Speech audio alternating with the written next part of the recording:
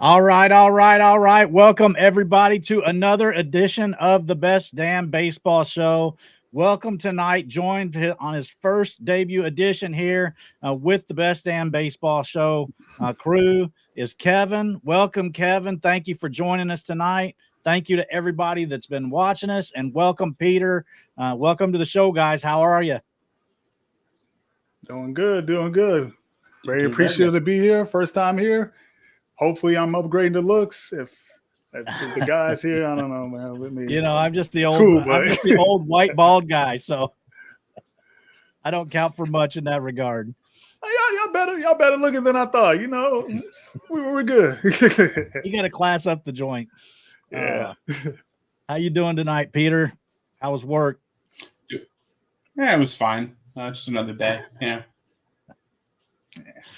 Well, boys, did anything catch your eye in the baseball world as far as the games tonight? I saw that James Wood led the Nationals to a victory over the Dodgers, hit 2 home runs tonight.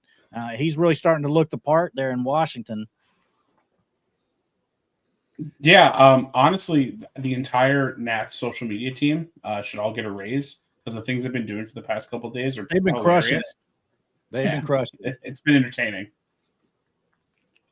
And then Atlanta got – sorry, go ahead. No, I'm sorry. Was it Robleski is the one that started for the – what's his name? I'm not for the sure Dodgers? who started for them. Yeah, the lefty, Robleski. I think I'm saying it right. He got called up, but yeah, it was rough for him, man. They had a kid out there for the Nationals who did well, who got called up as well. So I thought Robleski would be the one that, looked more sharper because he has prior major league experience.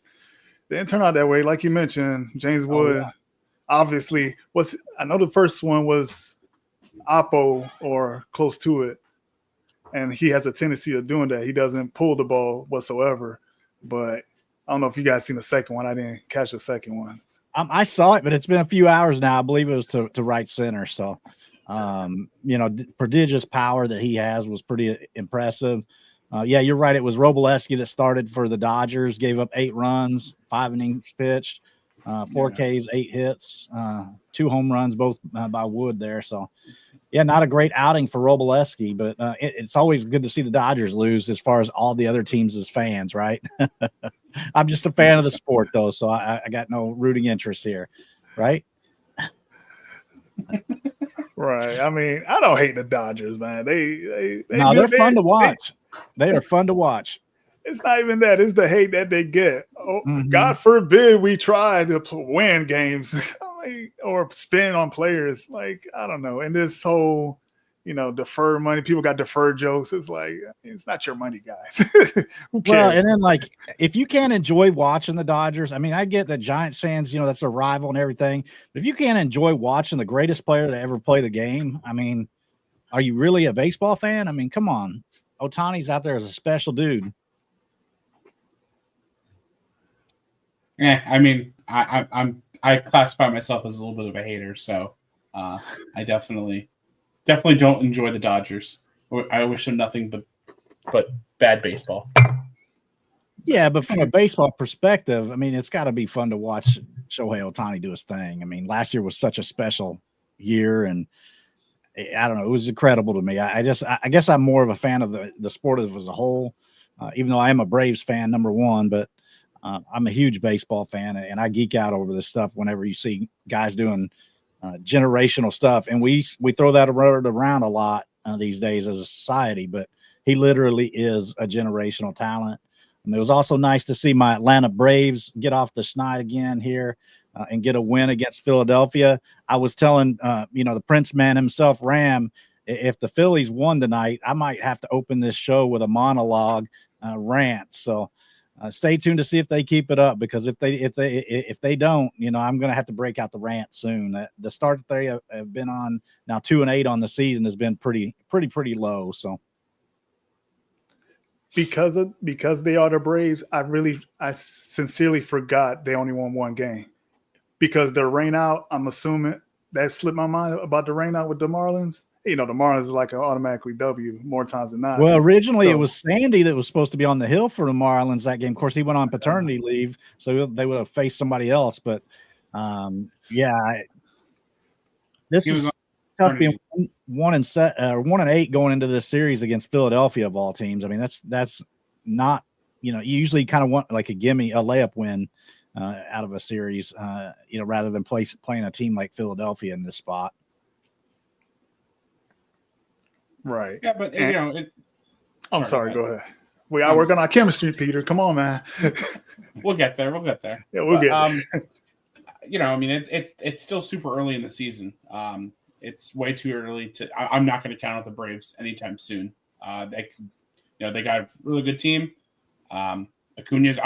Correct me if I'm wrong. Acuna's not even back yet, right? No, he's not. He's not coming back until May sometime. Yeah. But I will say, when he came back in 2022, he was a two-WAR player that season, a sub 800 OPS player that season. When you come back from a catastrophic knee injury like that, oftentimes it takes you a full year just to get your legs back under you. So even though Acuna's coming back, we may not see the Acuna we're typically used to seeing. So I'm a little bit nervous in that regard. But we'll see how it plays out. It's a long season, like you said, Peter. We don't need to get too worked up yet. One thing I wanted to get Kevin's opinion on is I saw that your White Sox – sorry, I'm calling them your White Sox. I know you've abandoned the ship, but I have noticed that I did notice that Shane Smith had a big game. Did you get a chance to catch any of that? Or? Oh, yeah, I did. And if you're in our Discord, make sure y'all check out the Best Damn Baseball Show Discord. Gambling section, I put in a bet first, and I was very emphatic about it. White Sox first 5 innings, and on the plus 135, and I put the White Sox first 5 innings plus a half point. Meaning, if it's 0-0 end of the 5th inning, you win. Well, guess what it was, guys? The White Sox can't score. They can't do 1 run. All I asked for was 1 run. 1 run. That's all you have to do. 1 run. And they couldn't even do that. And and I watched it. This offense is bad. I just don't see how they break 50 wins. And I'm being generous when I say that. It's just the offense. I keep hearing from various media members that, and it's like, I don't know if it's a tick to always say that when a team is bad prior year to say they are better. I don't see that. Because for me to have an assumption that they're better, I would have to think that I love Shane Smith. I think he's great. Great Rule of 5 draft pickup. You don't think the Brewers wish they had Shane Smith right now? They need him. They desperately need him. I think the White Sox did a great job in making that their first pick. I still can't believe they left him unprotected. I don't understand it either. And with that being said, I would have to be all over my head to think he's as good as Crochet. Yeah. And they had Crochet last year, and they had the worst record ever. So what are we doing here? Like, the offense hasn't gotten better. It's really bad. There was a situation, I forgot what inning it was. They had 1st and 3rd, 1 out. They looked like they were going to score to give Shane Smith some breathing room. Nope, DP double play. And it's like, it's bad. I don't get it, man. And the team is depressing, man. It's just, I'm depressed watching them. I don't like. I'll watch the Shane Smith starts because he's entertaining and I find him fascinating. Other than that, just watching them, they look depressed. Lou Bob looked depressed. He looks sad. What is I going feel on sad with for him, him, man? Like, that's a guy that, granted the rest of the lineup leaves a lot to be desired, but that's a guy that a lot of teams would love to have on their roster. And the thing is, the longer he's there, they're suppressing his value because, again, he just doesn't look happy there, and he's just not performing. He had a decent day today, I'll give him that, but so far to the year as a whole, it's just been really bad. And the season is long, as we've seen with the Rafael Devers. It's a long season, but this is a compounding thing where going from last season to now, it's just a bad situation. And I don't see how the White Sox can extract any value from him that what they're looking for. Hopefully he picks it up, but otherwise I don't know what you can get for him at this moment. Yeah, I feel you there. And then just to reiterate, Shane Smith, a great outing today, 6 innings pitched, gave up 2 hits, 1 walk, 6 Ks, no runs at all on the day for Shane Smith. So definitely a great outing for him today. And I'm very interested to see what he does moving forward as the season progresses. But kind of moving along, the big news of the week so far was Vlad Guerrero signing that extension, 14 years, $500 million, 37.5 AAV over the course of that 14 years, full no trade clause. I think that made it a great deal for Vlad, a good deal for Toronto as well. This is a guy that can be the face of the franchise there in Toronto, in the Rogers Center for years to come. Kids that have grown up, Blue Jays fans the last few years, they're going to see the entirety of Vladimir's career in that blue color for the Blue Jays. And I think for baseball in Canada, that is a huge deal. That is an awesome thing that they're going to get to experience, a guy that's likely Hall of Famer. So I kind of wanted to get your all's takes and see what you thought of the deal and the impact and implications that it's going to have for years to come on the sport as a whole and for the Toronto itself. We'll start off with you, Peter. What was your thoughts? Confused, because obviously Vlad's a great player. But I think that's a lot of money to give a first baseman. My personal opinion. But Vlad's been there for his whole career. He's been established at this point as a excellent Major League Baseball player, and they still haven't really been able to attract anybody. And I don't think that's going to change, even though he's set in stone there for the potentially the entire contract. So I don't see how they're going to get better because of this. I think it's just going to be they can't afford to throw $500 million at everybody. So I think it's a weird move. I think it's just maybe more to make the fans happy that we're trying, because they have every time a free agent comes up, they put in an offer and they go somewhere else. So I'm just kind of confused by it. I don't see how this is going to improve the team overall.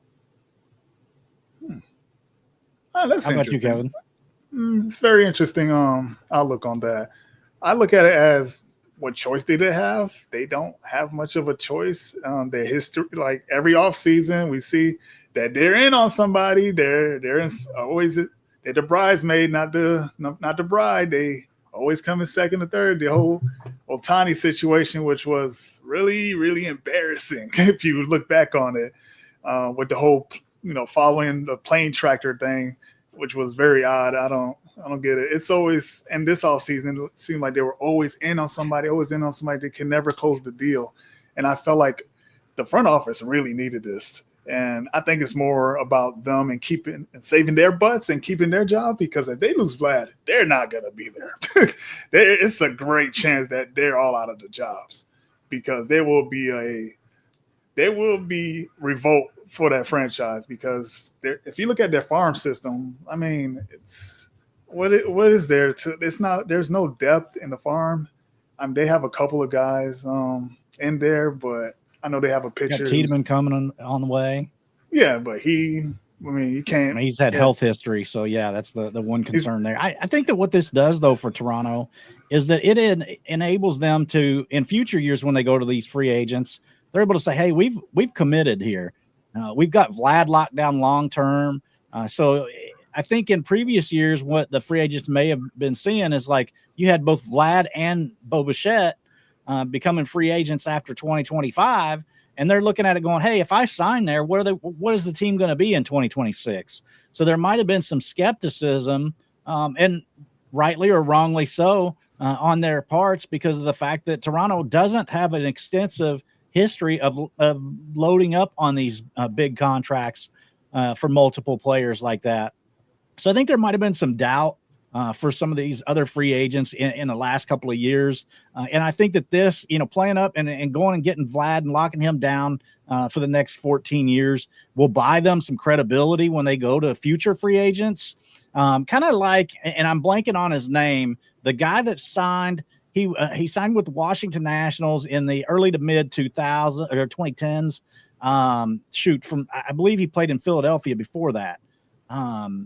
Big beard. Man, they overpaid by a lot to get him. Hunter Pence? No, not Hunter Pence. It was the White Sox at first. I think I know what you're talking right about. Fielder. Gosh, I'm blanking on his name. And Somebody in the chat can help us. Somebody in the chat clue me in on who I'm thinking of. But the Washington Nationals had been pretty much Jason Worth. That's who it was. Yeah. They had been pretty much dog crap for years. And when they signed Jason Worth, the baseball world was like, what? Why are the Nationals, first of all, even getting in on a player like that? And second of all, that's way more money than anybody else was willing to spend. And so sometimes that's just kind of sending a message and sending a clear message that that's the direction you're going. And so I think that that's going to buy the Blue Jays some credibility in the free agent marketplace moving forward, that they are committed to winning and that they want to retain those players that are becoming free agents. Yeah, I mean, I think them playing in Canada obviously is always going to hurt them. It's a huge lot of taxes you got to pay over there. It's living in, it's not living in the United States, which I guess isn't a problem for everybody. But it's just, I don't know. They're pretty bad. Especially pitching, especially the bullpen. It's pretty bad. I don't think that this one thing is going to fix them, and I don't see the effect of signing Vlad is going to carry over to other people wanting to go there personally. I believe it just gives them the front office more time. It buys them more time. And what I find more interesting is, okay, what happens with Bo Bichette? How do that was where I was going to go next. Yeah. So if you want to go ahead and transition there, Ash. Yeah, go ahead. I was going to ask you guys for your thoughts. So go ahead. Yeah, I find the Bo Bichette situation interesting in that he was hurt all last year, so his value really didn't, help at all in regards to, getting that contract extension that he's been seeking. It seemed like they're pretty much off in regards to those numbers. And I think it gives them, the Blue Jays, leeway if they don't sign Bichette because they got Vlad. It gives them leeway, but I don't know. I don't know if they need to sign up. I think they do because their farm is just not up to par. They need I don't know if Santander is the guy to lift them where they need to get to. And I love Rodon. I really love him. But it's one of those things is, okay, he's underrated. We know that, but is he a difference maker? And like Bo Bichette, we've seen Bo Bichette do it before. So they're really caught in a rock and a hard place there. Yeah, for sure. I think that to continue the message to their fan base and to the sport as a whole, I think they need to sign Bo Bichette in addition, because they don't really have an impact guy that can step right in for him. They've got Addison Barger down on the farm and a couple other guys, but I don't think that they're the same level of player that a Bo Bichette is, or a Vlad is, or even a Santander. And those are three guys that can really anchor a lineup moving forward for Toronto. So I think that it's imperative that they re-sign Bo Bichette. I haven't heard any discussion about that, though, in the media. So I'm interested to see what becomes of that, because, I think signing Vlad was a huge step, and it was the first step. But what is the step number 2? Because you've got to continue that momentum, and you've got to go ahead and lock down another piece of the puzzle. Kenny says in the chat, Toronto makes terrible decisions with the rest of the roster too. See Varsho for Gabriel Moreno. Of course, they've got Alejandro Kirk, who's been solid for them too. So I'm not sure that they had a need for Moreno, but I feel like they could have got somebody better than Dalton Varsho. I know Varsho gets a lot of hype in the fantasy community because of his, his positional versatility. But real life value, I don't think it's as well is good. I've never been a huge Dalton Varsho fan. That makes two of us. I do agree with you, Ash. I do think they need to sign Bo as well. Like they don't really have anybody that you trust coming up to fill his spot. And if you sign both of your guys, I think that's going to send a much better message than just signing one of them. They need to sign Bo. They have no choice. They're Toronto. I mean, I love Toronto as a city. I mean, great destination, but I mean, these baseball players, they're used to warm weather, and Toronto's the opposite of that. Well, that's true. One thing that Kris in the chat mentioned was that Vlad would have looked better in red. I can't imagine Vlad in Fenway. That he would have been wearing out that monster. But I think that Boston is doing just fine, doing the things that they're doing right now, and they're going to have an offense that's pretty powerful for the foreseeable future. We'll get into a little bit more about Boston here in a little bit. But are there any other guys that that you are looking at that are going to be potentially free agents after the year that some of these teams need to look at trying to extend now? Because, you get too far into the season and these guys are not going to talk at that point because, the free agency is right around the corner in the open market. So is there anybody else that you think that you're thinking of right now that a team needs to go out and extend? I have one team in mind, and it's never going to happen because he'll be foolish to do it. Kyle Tucker. That's what was the first name in my mind too.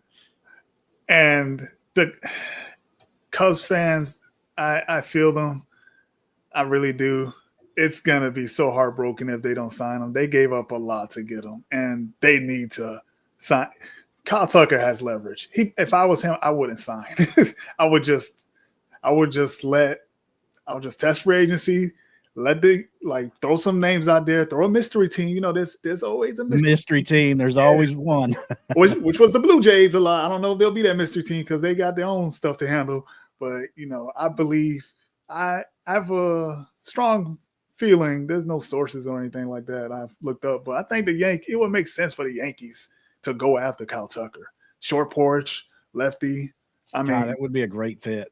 And that they have a lot of, if the numbers are true of what they were willing to spend on Soto, what they got outbid for by the Mets, they still have a lot of leftover money from that.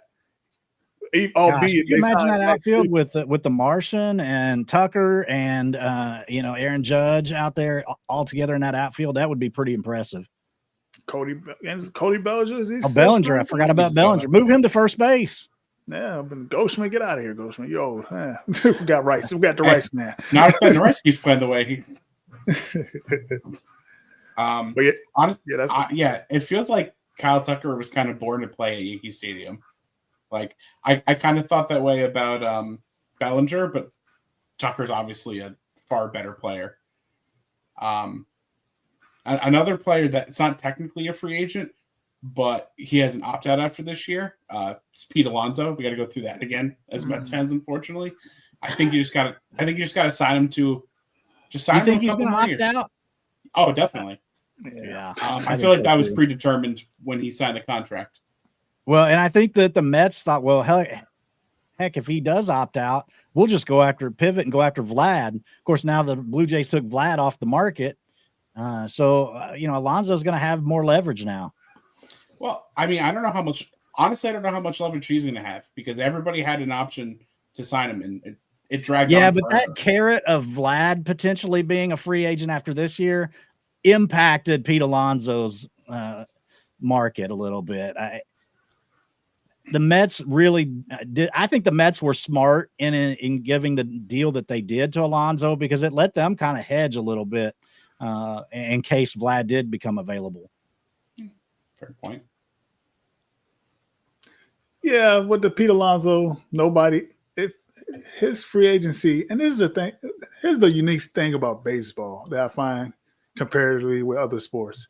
Free agency drags in baseball, whereas football is just bam. like tampering, but it's unspoken. Nobody tampers in those other sports. But baseball is just drags and drags, and it felt like even knowing that, and with free agency in baseball, P. Alonso, it just dragged on and dragged. Like it felt like nobody wanted him, and I was actually shocked that he went back to the Mets. That was very surprising. Yeah, I honestly, thought that it seemed like he really wanted to. I think that's the only reason why he's back, is because he wanted to. I thought most of the time he was going to end up back there, but there was a point about 3/4 of the way through the offseason that he was still sitting out there. And I was like, somebody's got to make an offer here. Like, I mean, it just seemed odd that he was still on the market that long, like you were saying, Kevin. And then Kris brings up that Pete's going to be a hot commodity. Exactly. I think that he is as well. We'll see where he ends up. I mean, Goldschmidt, he's probably only 1 year stopgap there for New York, for the Yankees. Yeah, please don't say that. Please, no, I can't think of Pete Alonso playing for the Yankees. It would hurt my heart. He doesn't have to move or nothing. He just go to the Bronx, man.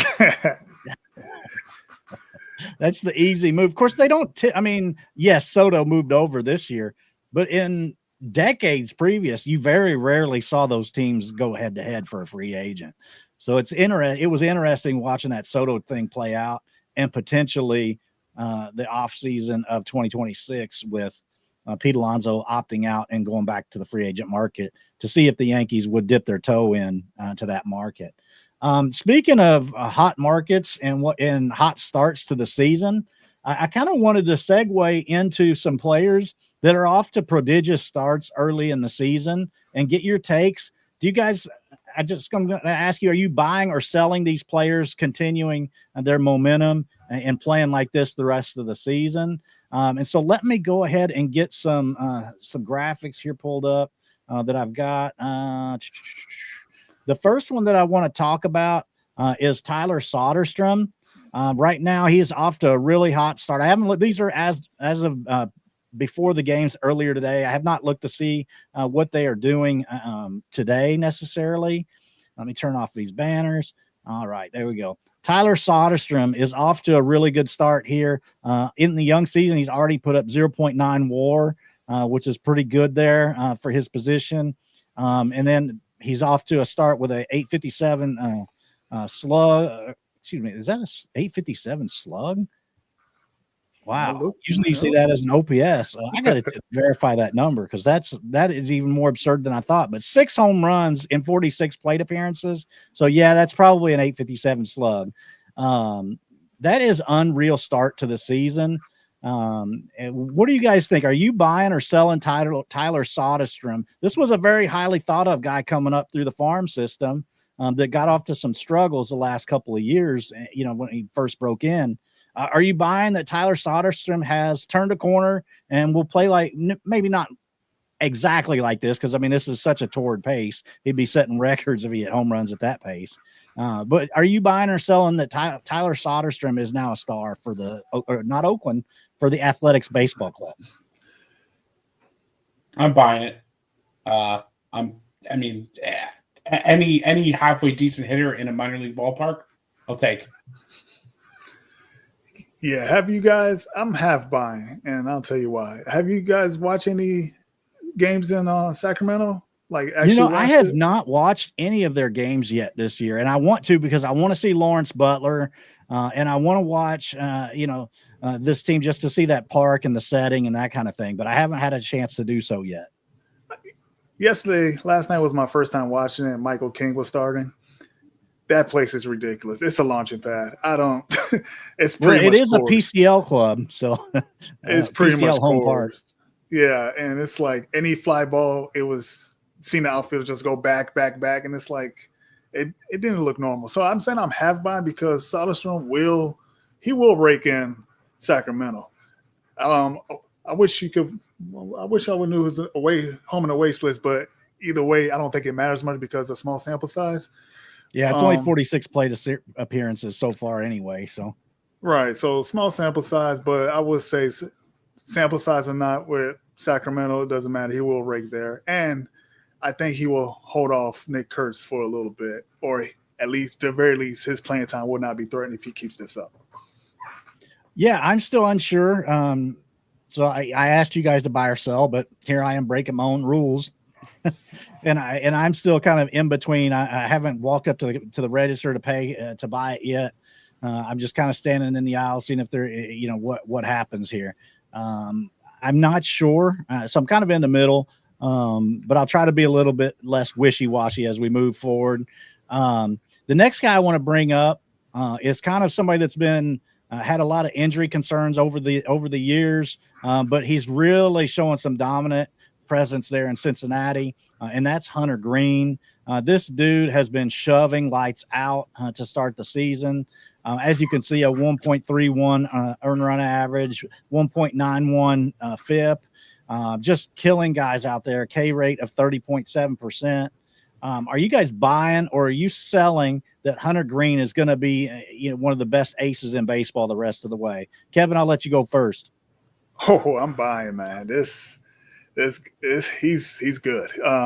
And do you get the sense that from the fantasy community he's underrated? It feels like he doesn't get the love I do. He's supposed to get. It doesn't make sense. I absolutely believe that. He's throwing heaters, man, and I think the concern, and it's rightfully well deserved, because he hasn't really had a full workload because he's always ends up getting hurt towards the end of the year. So the concern is, okay, he's throwing 100 consistently. He's throwing 97, 98 in the 8th inning against San Francisco last night. It was a masterpiece, and he's impressive. It's an absolute buy. Christina, you're right. Buy. Absolute buy. Bash the buy button. Peter, what do you got? 100% buy. I've been high on him for a long time. I think he's finally starting to put it together. 100% buy. Yeah, and I try to think about why so many in the fantasy community, like I've rostered him in a few leagues, and it's been really hard to trade him at times. And I think it's just a combination of the injury history and playing in the Great American Small Park. That's the only things I can see that maybe turns people off. But other than that, I mean, this guy is I think at the end of the year, we're going to be talking about one of our Cy Young candidates. I think he's one of the best pitchers in all of baseball right now. And I think it's just going to continue throughout the duration of 2025. I think that this is a guy that we're going to be talking about in that Cy Young conversation at the end of the year. So absolutely buy. If I could buy multiple copies, I would absolutely do that. Yeah, the next, go ahead. Oh, Let's say, Great American Ballpark doesn't matter when you're striking out at a 30% clip. Mark, thanks for checking in. Mark says fully agree on Greene. Hey, my bad, Christian, not Christina. Sorry. Oh, I didn't even catch what you said. My bad. He even put it on there on the chat. I thought I saw an A. My bad. Sorry, Kris.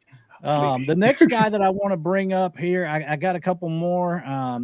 Is the next guy I'm going to bring up is Wyler Abreu. Kev, I don't even have to ask you on this, I don't think. But Wyler Abreu, got to give our boy JT a big shout out. He was screaming Wyler's praises while he was in the minor leagues and just telling everybody he could what a good player this guy was going to be. So I have known about Wyler probably more than most fantasy baseball players, but just because of JT. And shout out again to him. He's started a new Substack. So you guys need to search out JT's Substack and give him some love because, he put me onto Wyler Abreu and so many others, and I couldn't be more appreciative because of the fact that they've been on my fantasy rosters now. So I love this dude. What he's doing, I think sorry, I know I'm getting long-winded, but one thing I absolutely hate about modern baseball is we are very quick. And sorry, I know I'm going to steal a little bit of your thunder here, Kevin, because I'm bringing up what I'm going to bring up, and that's that teams are so quick to label a guy as a platoon bat. It pisses me off, man, because sometimes there's a period of adjustment that you have to allow a guy to go through. And Wyler Abreu should be an everyday bat. He should not be a platoon bat. He may not be continue the MVP type pace that he's been on, but this is a dude that I think could make multiple all-star games and be a cog in Boston's future for years to come. I totally agree. Yeah, I totally agree, Ash. I would buy stipulation, I would buy, but I need to throw Alex Cora into the Atlantic Ocean for me to buy because it doesn't make. It's one of those situations where, and I might get some hate from certain fan base for this because they're not a fan of this manager, but Aaron Boone, it makes me wish Aaron Boone was the manager of the Red Sox because if you see what Aaron Boone You is hear doing that, Kenny? yeah, You out there? Sorry. Oh man, Kenny, sorry. If you see what Aaron Boone is doing with Ben Rice, he's giving him a chance to go again. He bat him second in the order against Terry Skubal. Come on. And his answer, and when he got asked if Ben Rice would be, in the lineup or how you feel about him, all he said, his quote was, all he does is rake. Well, William Abreu, that's all he does is rake. And when you take him out of the lineup half the time against, let's say, in a week, there's three lefties. He heard you, Kevin. Oh, yeah. If you in a week span, you can have three lefties on your schedule. Like today. Today's a great example. Tonight is a perfect example. Lucas is on the mound. He's out of the, Abreu's not starting, of course. Then you bring him in to pinch hit later in the game. He gets out. It's like I feel like that ruins the psyche of the player. That doesn't help. And I know the counter argument is going to be, well, look at his stats against the lefties. Well, if you pay attention, the at-bats he gets against those lefties is very sporadic and it's not consistent. You need to get consistent at-bats in order to form a rhythm and being able to prove yourself. So every stat comes with a caveat and it comes with, it's worth examining those things. So that's how I feel about Abreu. And that's why I'm a buy, but it's a tentative buy because we know the deal. He's not going to hit every day because of the platoon risk. Peter, what are you saying? Are you buying or selling Wilyer? I'm buying as well. Though I don't think you need to apologize to Kenny for saying that you want Aaron Boone to coach or manage the Red Sox. I think he would love that. But no, listen, he's good. He's he's highly touted. I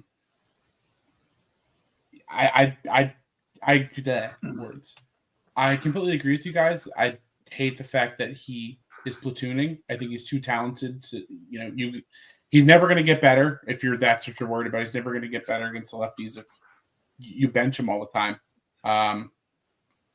But buy. Big buy. Yeah, I agree with both of you. As I said before, I think he got the label of being a platoon bat way too quick. And I think he's going to break through that barrier this year. In my opinion, I think he's going to become an everyday player as the season progresses. And that's going to be a guy that Alex Cora just can't afford to pull out every time they face a lefty. Now, having said that, guys need days off now and then. So if you just kind of plan for the day that he has off being against a lefty, that's different. So I think that's something that you could do. But just don't automatically pencil in every lefty as somebody he's not going to play against. And then Kris, who's a diehard Red Sox fan, member of our Discord. If you're watching the show, would love to have you in our Discord. It's totally free to join. Link is in our bio here on the YouTube channel. But Kris says he and Cases can't keep sitting off lefties, especially because they're not going to pitch the whole game too. They're going to bring in somebody from the bullpen at some point. Icky Thumper Eric says, but can he actually hit a lefty?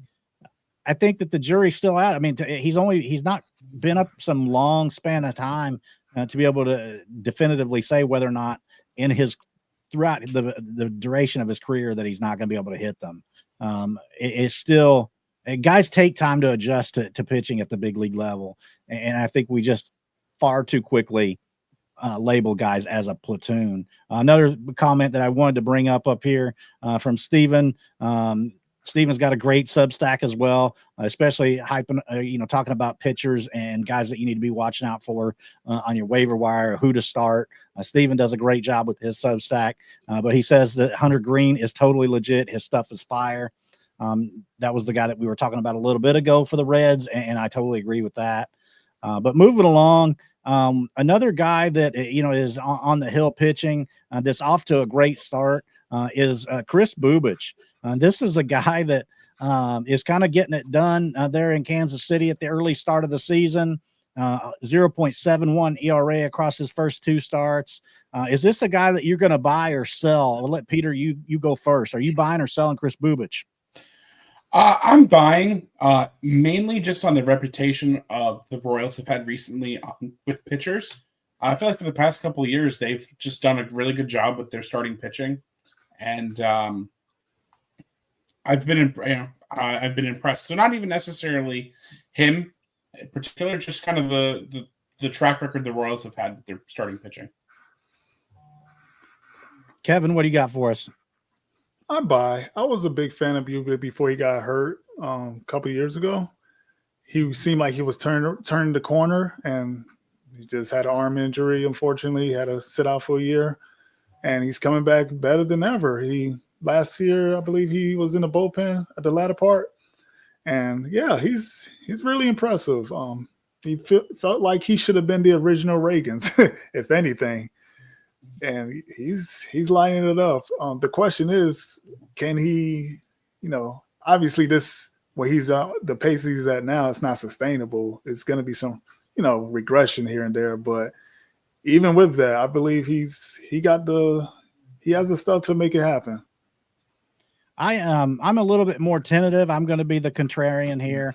I don't believe that his fastball is, and I'm going to, I'm saying Steven is contrasting me now in the chat, and I'll pull it up in a second. But his fastball velocity, it does scare me a little bit. When you're talking about a guy with a low 90s fastball in today's game, could be tough. So I'm selling. Now, that doesn't mean I don't think he can be a back-end starter for Kansas City. I just don't think he has ace-type potential. I don't think he's going to continue to be one of the leaders on that staff. But, sticking as a fifth starter, there's something to be said about that. And so I think that could be possible. But I'm selling him as like a potential ace for the Royals. What I was referring to and what distracted me at first and threw me off was I always hate to be contrary to Steven because he's got such a good reputation with identifying pitchers. Is he saying to buy Bubic? The fastball has awesome shape traits and big invertible drop or vertical break. I can't even say it. The change is a great weapon, great command. Coming together very well. And it's funny because Steven is the second guy that I've seen talk about the fastball shape trait with Bubic. So I would be happy to be wrong because I do roster Bubic in a couple of leagues. So we'll have to see what happens there with him. Kenny mentions that he has to locate to be successful. He's been inconsistent in the past with command. For me, I'm selling him as an ace type pitcher. Looks like Kevin, Peter, Steven in the chat are all kind of buying. And that's something that I guess I'll have to be on the outside looking in for. So moving right along. No. Go ahead. I have one more thing to add with Bubic. We're buying, but doesn't necessarily have to be an ace. He could be a number 3, number 4, and he's still, in my mind, he'll still exceed expectations. Again, coming back from arm injury, you do have concern about the command because that is something that, guys coming back from those type of injuries struggle with. But he seemed like he's fine. And, ace, I can understand. I'm sorry. I think it was smart that they put him in the bullpen when he came back. What did he come back in, August last year? Yeah. Yeah, about August or so. And, he's fine. He's not. I wasn't buying an ace. I wasn't buying premium or anything like that. Whole Foods. I thought we were going to Target. Like a number 3. I'm saying like a number 3.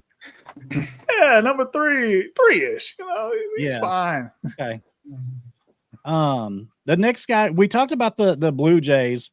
And I'll put up Steven's comment. He said, "Bingo, Kevin. He's not an ace, just a solid asset." So I guess I'm just a little bit lower on him than you guys. And I'll be happy to be proven wrong since I do have him, especially in CBL. I need all the pitchers I can get there. The next guy I wanted to bring up was a Blue Jay that's off to a torrid start, and that's Andres Gimenez. Kind of had a history of being kind of a light hitting, no power bat is his reputation. But he's off to a solid start this year. 513 slug. Do you guys see like a power breakthrough with him with some of the changes that he's made? Or do you think that this is going to all regress and come crashing back down? I'll let you go first, Kevin. I'm a sell. I think we're dealing with a sample size that's not representative of what he has done in the past. You mentioned the changes. I get it. I just need to see more. It's just the Blue Jays have faith. They put him in the cleanup spot, so they must see something that I always default to. Teams know more than we do.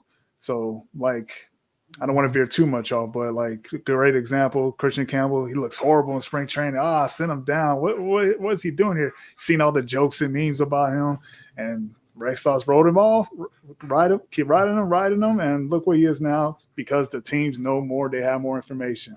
And Gimenez, we have enough of a background on him to know, for me at least, to come away with, I need to see more.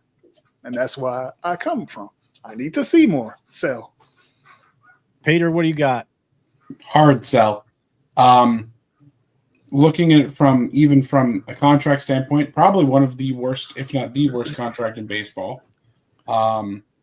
He has the power bat, and I know he has his slugging's okay, and he has 3 home runs so far. It's not going to last, especially and it's definitely going to regress back to the mean. He's been around for a while. We know the type of player he is. He's great defensively. He's a decent contact hitter, but he's not more than that. And going to Toronto isn't going to change that. Yeah, I think I agree with you guys. I don't think that we're seeing some big power breakthrough for Andrés Gimenez, despite some of the changes that he's made and that kind of thing, adjustments. I think we've got too large of a sample size that says otherwise with him. Kind of the next topic for discussion. I didn't put this on the rundown, but I just saw this right before the show, and that's everybody saw that Hans Crouse was released by the Angels not too long ago, but he put this out on X. He said that going to go on a tangent here, as I mostly do. My time with the Angels has come to an end. They released me yesterday morning, and then 3 hours later told me that I had tore my lat. It was a low and calculated move, in my opinion. But I guess that's business. I gave my very all to the org. To me, this is a lowbrow move and something that we've seen more and more out of the Angels in recent years.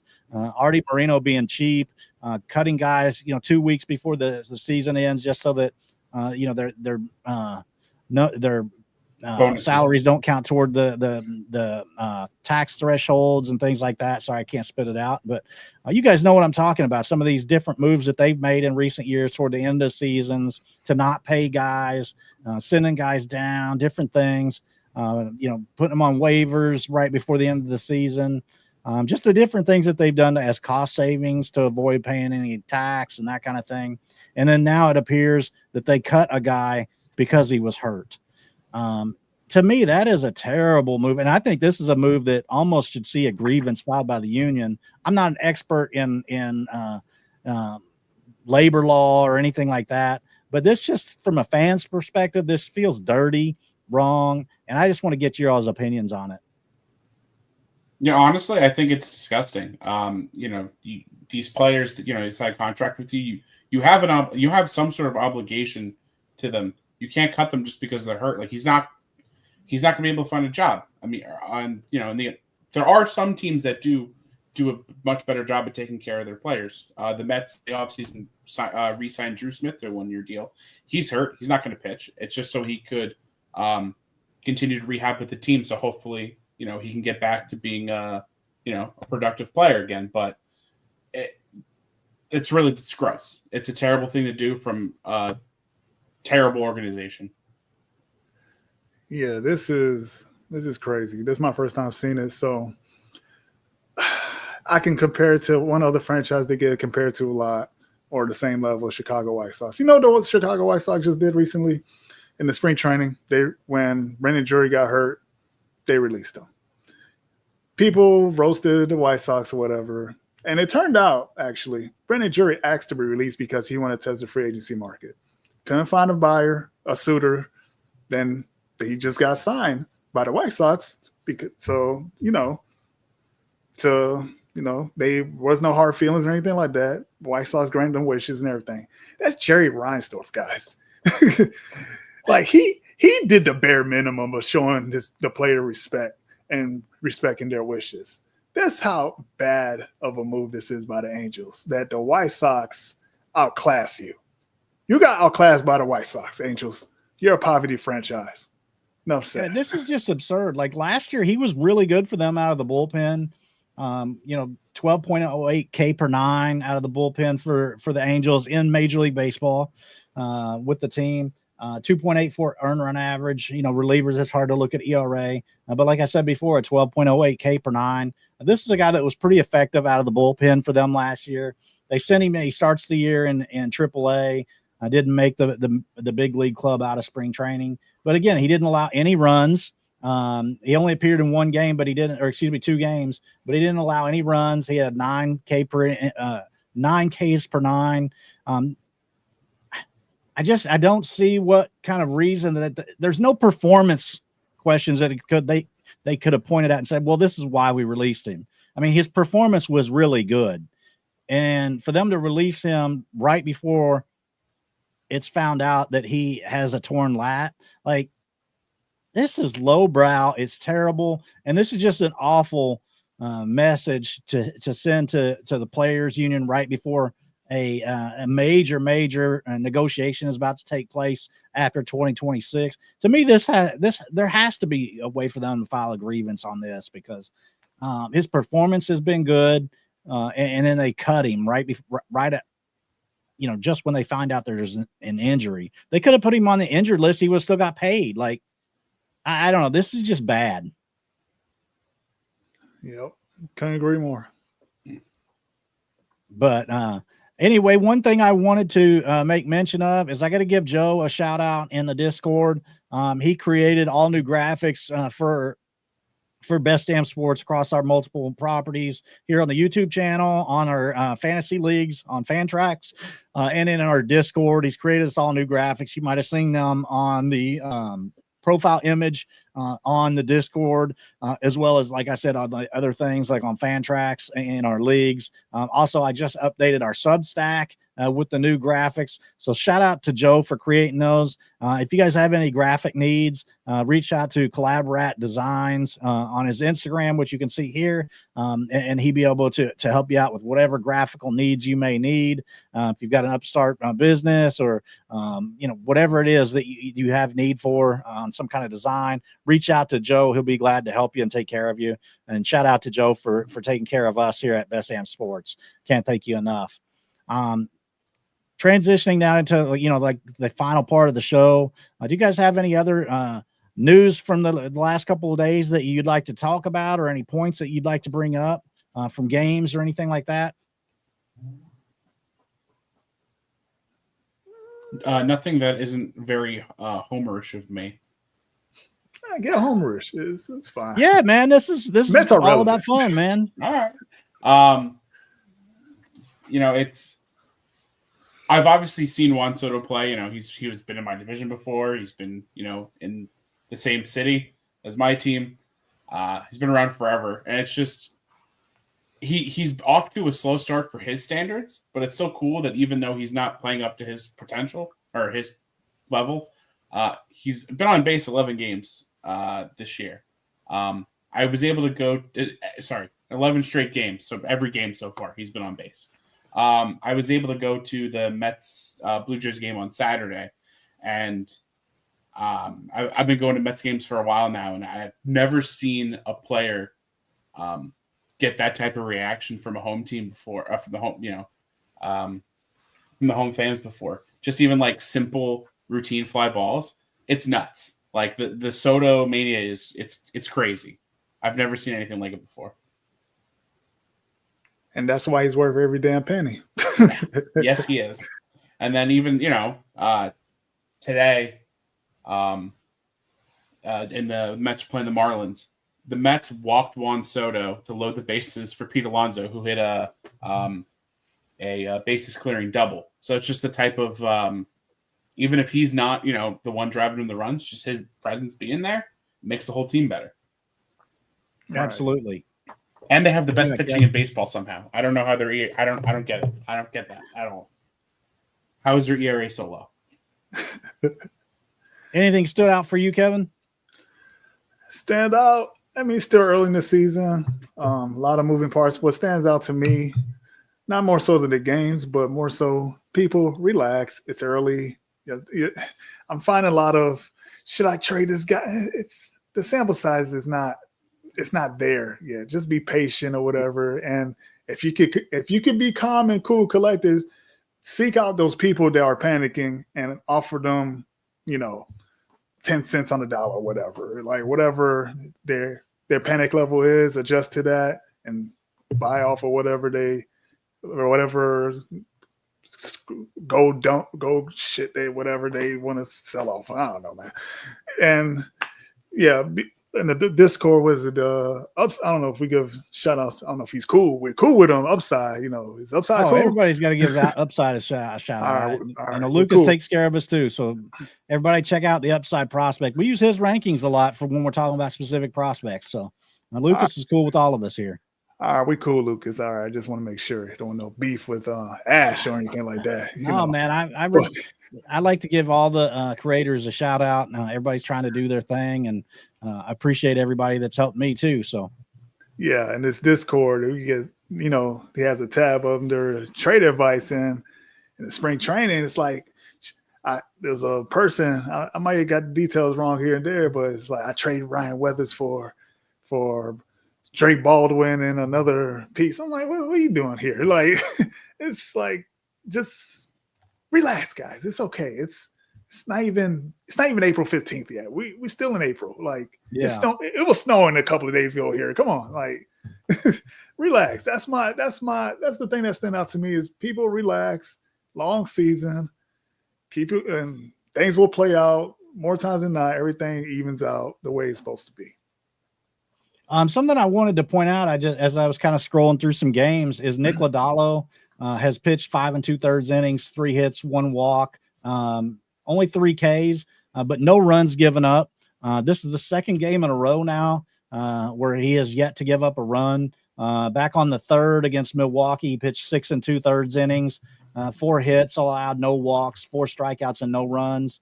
And then the first game of the year that he pitched was on the 29th against San Francisco as well. In that game, he pitched 6 innings and only gave up 2 runs. So now you're talking about a guy that's pitched 18 innings on the year, and he's given up 2 runs. Lodolo is a guy that I've always liked as a pitcher, and he just hasn't been able to stay healthy. But my goodness, that's a good start to the season. Only 2 earned runs in 18 innings of work. Are you guys fans of Lodolo? Yeah, Lodolo, he's all right. It would go back to me saying that, let things play out, especially with him pitching in, small park. Let's abbreviate it to small park. It's a small park. It is, injuries. But we've seen pitchers do well there too, though. I mean, it's not like there's been no pitchers that have ever had success. Yeah. Can you put a poll out, Hunter Greene or Nick Lodolo? I'm guaranteeing. Well, I'm taking Hunter Greene first, but I think Lodolo is a number 2 upside. Like upside, yes. And I would say when it comes to sample size, I feel like pitchers, it shows more. Like you can pay attention more to that. So that goes into your saying, Ash. Like, okay, he's something to keep on the radar. Yeah, let's check. We got to check the underlying numbers. I don't have anything with me, but check the underlying numbers, see what that is. Steven is the guru here. Steven could let us know what Lodolo is about, but in regards to the sample size going on here, but that is on cue. There we go. Chase rate, well, in the case, it's been down, and that's something he needs to improve on. And on cue, Kenny chimes in with Luis Castillo, Edison Volquez, and I'm blanking. There's one other name too that I was initially thinking of, Johnny Cueto. That's 3 guys that have had pretty good success there in Cincinnati as a starting pitcher. So that's true. Like I say, keep an eye on Lodolo if you have interest in trading for him. Do it at his lowest peak. Obviously, if you're trying to sell him, like do it now. I'm not buying into him. I'm okay with him for what he is. Like you said, number 2 upside. I can see that. I can envision that with him Yeah, that's a guy I'd like to have on my roster right now. Well, you don't have a good roster, Ash. Oh man, come on, the shade. This isn't even the CBL show. This is not even the CBL show, man. And I'm getting the shade here.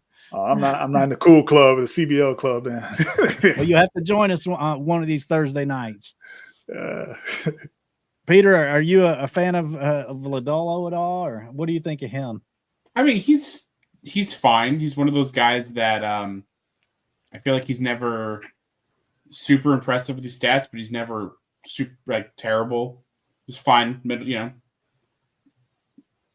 I honestly don't have super high opinion of him. He's just one of those he pitches, he's fine, and then that's it. I guess I'm the high man on Nick Lodolo. We'll see what happens. I think that his biggest thing is he needs to stay healthy. He's had a lot of trouble with that in his career so far. And so we'll kind of see how that plays out throughout the rest of the year. I think we kind of touched on all the subjects tonight. So I want to thank everybody for joining us tonight. I want to thank Kevin and Peter for helping me out with the show. If you're happen to stumble upon the channel, make sure you hit that subscribe button, like this video so it helps out the algorithm and helps people to come across it that maybe hadn't heard of us before. And then give us any comments in the comment section of the video about if you're buying or selling those guys that we talked about before, and any feedback that you have for the show on things you'd like to see here on the channel, The Best Damn Sports. So before we go, I want to give everybody a chance to give their final comment, final take of the night. Kevin, we'll start with you. What's your final take of the night? Final take? It's early in the season, but man, the baseball has been great. I'm loving it, from torpedo baths to I don't know, just the atmosphere in these stadiums, the various weather conditions, the minor league parks even. I thought Tampa, St. Petersburg, wherever the heck they're playing at, I thought that would be a launching pad. It has yet been proven that. It's been great, man.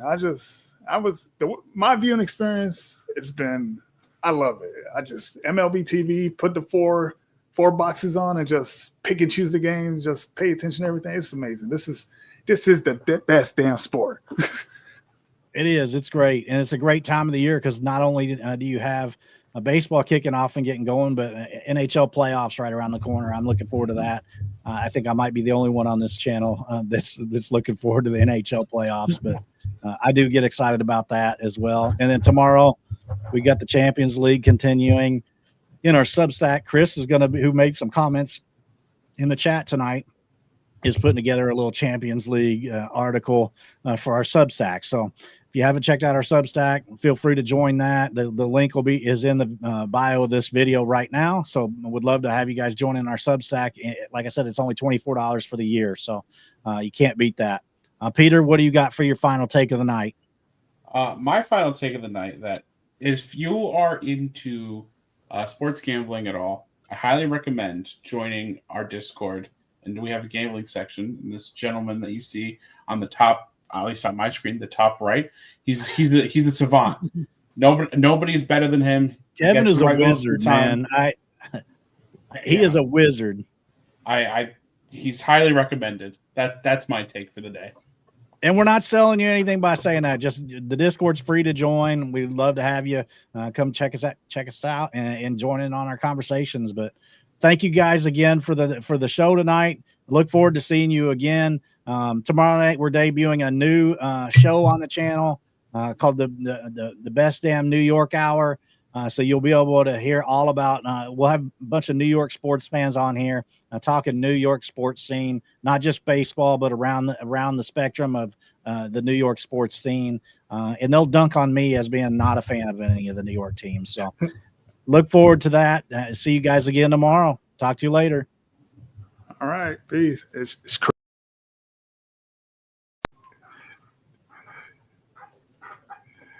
What's up, man? We are off.